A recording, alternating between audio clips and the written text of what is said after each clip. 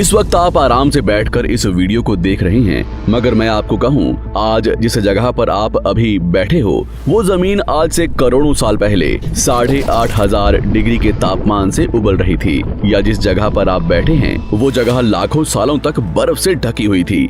ये दोनों बातें सच हैं। जिस जगह आज हमारा सौरमंडल है, वहाँ विभिन्न प्रकार की गैस और धूल के बादल हुआ करते थे। वैज्ञानिकों के मुताबिक इन धूल के बादलों से दूर एक तारा हुआ करता था। वक्त के साथ साथ उस तारे की ऊर्जा कम होने लगी, जिसके कारण उसके अंदर एक विशाल विस्फोट हुआ और इसी विस्फोट के कारण हमारे सूरज का जन्म हुआ। अंतरिक्ष में फैले एस्टेरॉयड यानी क्षुद्र ग्रहों में भारी वजन की वजह से सूरज के करीब आकर सूरज की परिक्रमा करने लगे।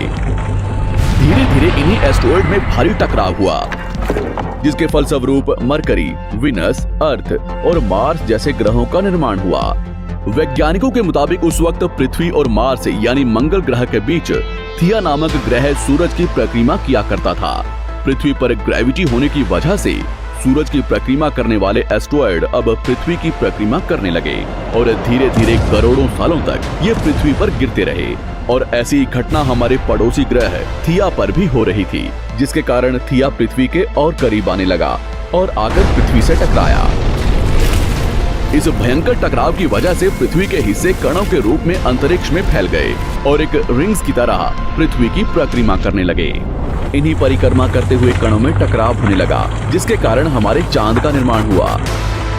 लाखों सालों तक पृथ्वी पर उल्कापिंडों की बरसात हुई और इन गिरते हुए उल्कापिंडों में जमा था नमक, मिनरल्स और पानी। करोड़ों सालों तक इन उल्कापिंडों की बरसात होती रही और धीरे धीरे पृथ्वी की ऊपरी सतह पानी से ढकने लगी। वैज्ञानिकों के मुताबिक यही वो वक्त था जब दूर गहरे पानी के अंदर निकलते ज्वालामुखियों से पहली बार सूक्ष्म जीवों का निर्माण हुआ।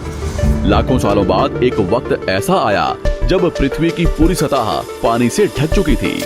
हमारी पृथ्वी के सबसे अंदर का कोर रेडियो एक्टिव पदार्थ से बने होने की वजह से हरदम गर्म होता रहता है, लेकिन जब भी पृथ्वी की ऊपरी जमीन ठंडी हो जाती है तब पृथ्वी के अंदर की गर्मी बाहर नहीं निकल पाती, जिसके कारण ज्वालामुखियों का निर्माण होता है। और उस वक्त कुछ ऐसा ही हुआ।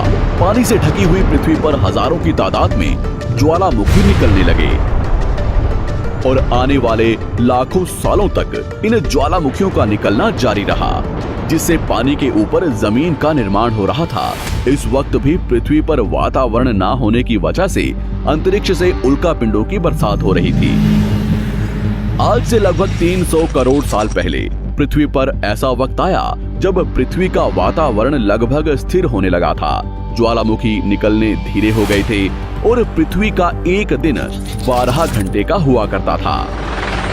साल बीतते गए और धीरे धीरे ये सूक्ष्म जीव विकसित होते गए और समूह में रहने लगे।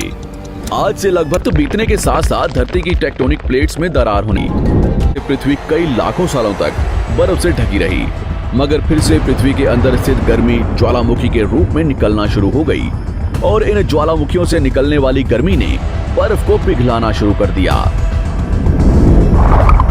इसी बीच पृथ्वी की गहराई में बचे कुछ सूक्ष्म जीव धीरे धीरे बदल रहे थे और अब वो ऑक्सीजन को अपने शरीर को बड़ा और जटिल बनाने के लिए इस्तेमाल करने लगे थे। इस बीच पानी में अलग से भी छोटे समुद्री पौधे निकलने शुरू हो चुके थे। बाहर जैसे जैसे ज्वालामुखी निकल रहे थे, वैसे वैसे वातावरण कार्बन डाइऑक्साइड की वजह से गर्म हो रहा था। आज से लगभग 6.5 करोड़ साल पहले पृथ्वी की तरफ आज के माउंट एवरेस्ट से भी बड़ा लगभग 4.5 लाख करोड़ किलो जितना वजनिया उल्कापिंड लगभग 80,000 किलोमीटर प्रति घंटे की स्पीड से पृथ्वी की तरफ आ रहा था। पृथ्वी की सतह को छूते ही उसमें भयंकर आग लगी और वो जलते हुए सीधा पृथ्वी से टकराया। इस टकराव से निकलने वाली ऊर्जा आज के 10 करोड़ परमाणु बम एक साथ फटने के बराबर थी। जहां ये उल्कापिंड गिरा, वहां के जानवर और पेड़ तुरंत भाप बनकर जल गए। गिरते ही पृथ्वी पर पूरी तरह धूल फैलने लगी, समुद्र में भयंकर बाढ़ आने लगी। भूकंप और आग ने पृथ्वी को जलाना शुरू कर दिया। कुछ ही घंटों में पूरी पृथ्वी के वातावरण में हानिकारक गैस और धूल की वजह से पृथ्वी नर्क हो चुकी थी। डायनासोर्स, घुटन, आग और भूखमरी से पूरी तरह विलुप्त हो गए। वैज्ञानिकों का मानना है कि पृथ्वी पर फिर से विशाल परिवर्तन होने वाला है। भविष्य में पृथ्वी कैसी होगी, जानेंगे हमारी अगली वीडियो में।